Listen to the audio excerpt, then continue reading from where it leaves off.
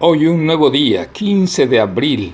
Estamos con ustedes nuevamente para continuar esta interesante historia profética, la caída de Jerusalén, con la cual se está presentando el destino de este mundo también al final de los tiempos. Sigo leyendo.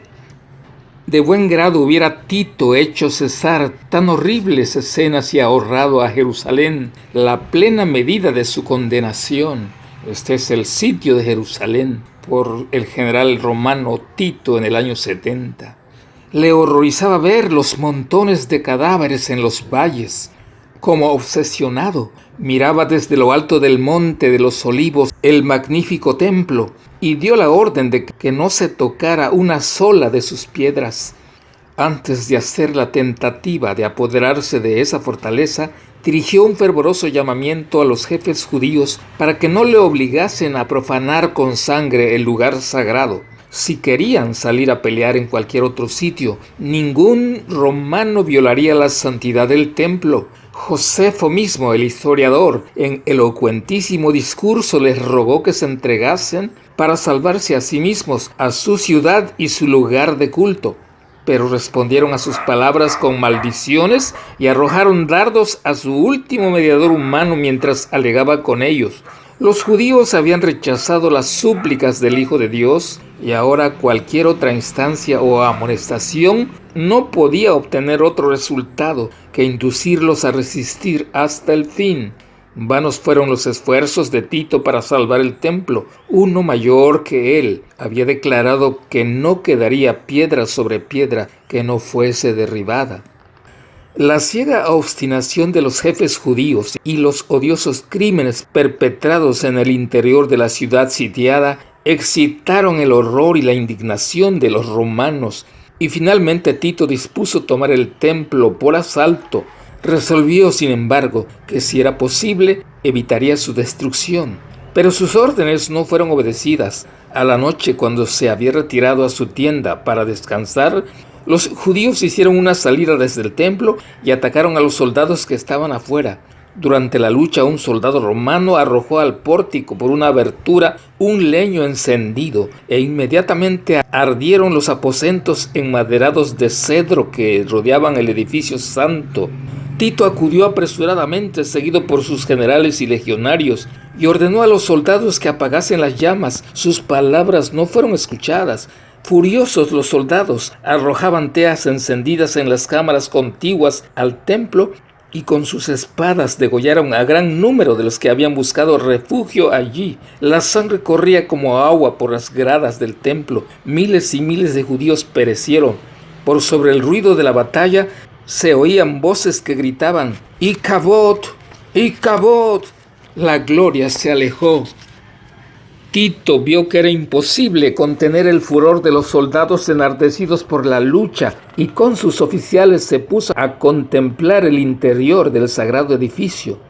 Su esplendor los dejó maravillados y como él notase que el fuego no había llegado aún al lugar santo, hizo un postrer esfuerzo para salvarlo, saliendo precipitadamente y exhortando con energía a los soldados para que se empeñasen en contener la propagación del incendio. El centurión Liberalis hizo cuanto pudo con su insignia de mando para conseguir la obediencia de los soldados, pero ni siquiera el respeto al emperador bastaba ya para apaciguar la furia de la soldadesca contra los judíos y su ansia insaciable de saqueo. Todo lo que los soldados veían en torno suyo estaba revestido de oro y resplandecía a la luz siniestra de las llamas, lo cual les inducía a suponer que habría en el santuario tesoros de incalculable valor. Un soldado romano, sin ser visto, arrojó una tea encendida entre los goznes de la puerta y en breves instantes todo el edificio era presa de las llamas. Los oficiales se vieron obligados a retroceder ante el fuego y el humo que los cegaba, y el noble edificio quedó entregado a su fatal destino. Aquel espectáculo llenaba de espanto a los romanos. ¿Qué sería para los judíos? Toda la cumbre del monte que dominaba la ciudad despedía fulgores como el cráter de un volcán en plena actividad. Los edificios iban cayendo a tierra uno tras otro en medio de un estrépito tremendo y desaparecían en el abismo ardiente. Las techumbres de cedro eran como sábanas de fuego, los dorados capiteles de las columnas relucían como espigas de luz rojiza y los torreones inflamados despedían espesas columnas de humo y lenguas de fuego. Las colinas vecinas estaban iluminadas y dejaban ver grupos de gentes que se agolpaban por todas partes siguiendo con la vista, en medio de horrible inquietud, el avance de la obra destructora. Los muros y las alturas de la ciudad estaban llenos de curiosos que ansiosos contemplaban la escena, algunos con rostros pálidos por hallarse presa de la más atroz desesperación, otros encendidos por la ira al ver su impotencia para vengarse. El tumulto de las legiones romanas que desbandadas corrían de acá para allá y los agudos lamentos de los infelices judíos que morían entre las llamas se mezclaban con el chisporroteo del incendio y con el estrépito de los derrumbes. En los montes repercutían los gritos de espanto y los ayes de la gente que se hallaban en las alturas. A lo largo de los muros se oían gritos y gemidos, y aún los que morían de hambre hacían un supremo esfuerzo para lanzar un lamento de angustia y desesperación.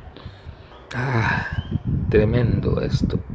Dentro de los muros, la carnicería aún era más horrorosa que el cuadro que se contemplaba desde afuera. Hombres y mujeres, jóvenes y viejos, soldados y sacerdotes, los que peleaban y los que pedían misericordia, todos eran degollados en desordenada matanza.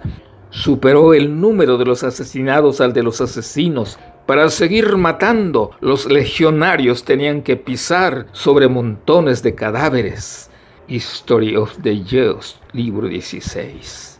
Así esta historia tremenda, la destrucción de Jerusalén.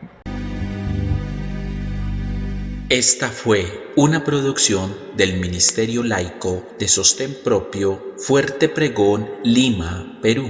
Para mayor información, comuníquese con nosotros al correo contactos@fuertepregón.com o síganos en Facebook del Ministerio Fuerte Pregón, Lima.